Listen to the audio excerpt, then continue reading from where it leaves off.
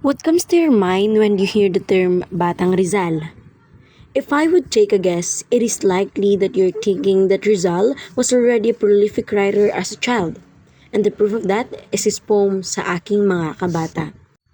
That even he's only 8 years old, he already wrote a masterpiece that expresses the love of one's native language and the importance of freedom. If you're not familiar to the title, maybe you are more familiar with the highly quoted line of the poem, ang hindi magmahal sa kanyang salita, mahigit sa hayop at malansang isda. Or if not that exact same line, I believe you already encountered the different versions of the poem with different variations. But did you know that the young Rizal did not write this poem? Many historians and scholars also express doubts about whether Rizal wrote this poem.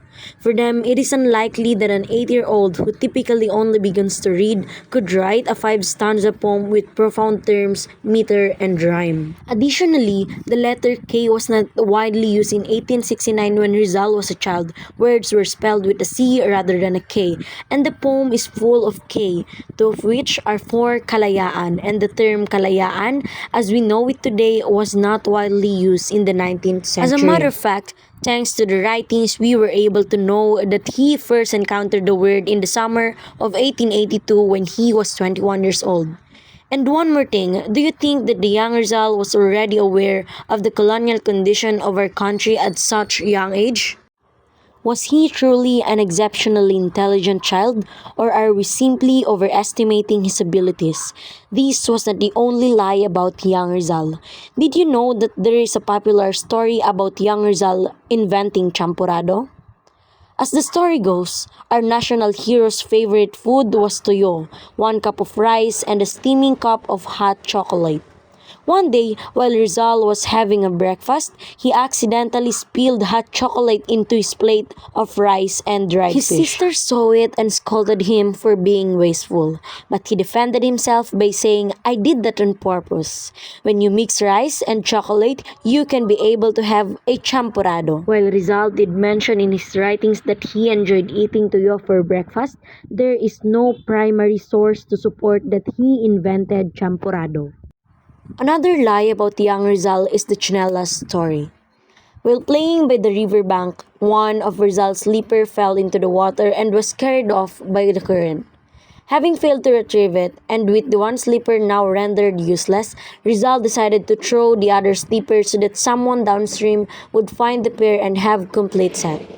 Although the story speaks of Rizal's selflessness, there is no historical basis for it. These kind of stories about the young Rizal depict him as a superhuman with exceptional intelligence, kindness, and patriotism. However, these are myths that have been invented and circulated, which do not reflect the reality of his childhood.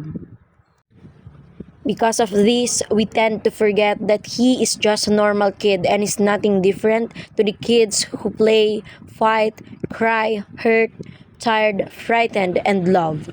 We have lost sight of the real Rizal and his formative years. We need to correct these inaccuracies and view Rizal as a normal child, not as a superhero. To start the discussion on the life of Jose Rizal, or his real name, Jose Protasio Rizal Mercado y Alonso Rialonda, we must begin from the very beginning. He was born on June 19, 1861 in the lakeshore town of Calamba, Laguna.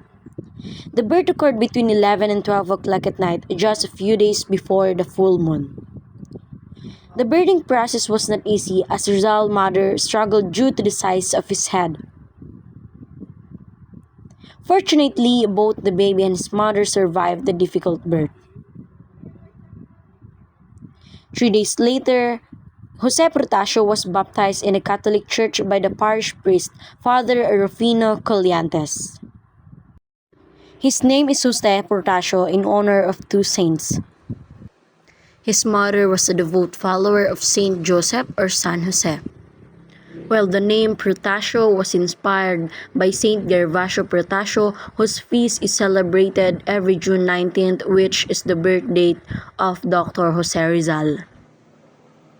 During the baptism ceremony, Father Colyantes noticed that Jose's head was unusually large for a baby. The priest was astonished and advised Jose's family to take good care of him, as he likely associated the large head with intelligence and believed that someday the child would become a great man.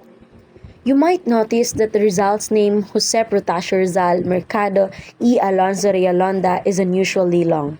Like, does his parents hated him? Well, let's discuss it. The reason behind this is that it's a combination of several surnames from his family name. The first two given names, Jose Protasio, were taken from two different saints. The surname Mercado comes from Rizal's Chinese ancestor, Domingo Lamco. So here's the context. During Lamco's year, racism is very rampant in our country. So in order to avoid anti-Chinese sentiment from the Spanish authorities, Lamco changed his family's surname to Mercado, which means market.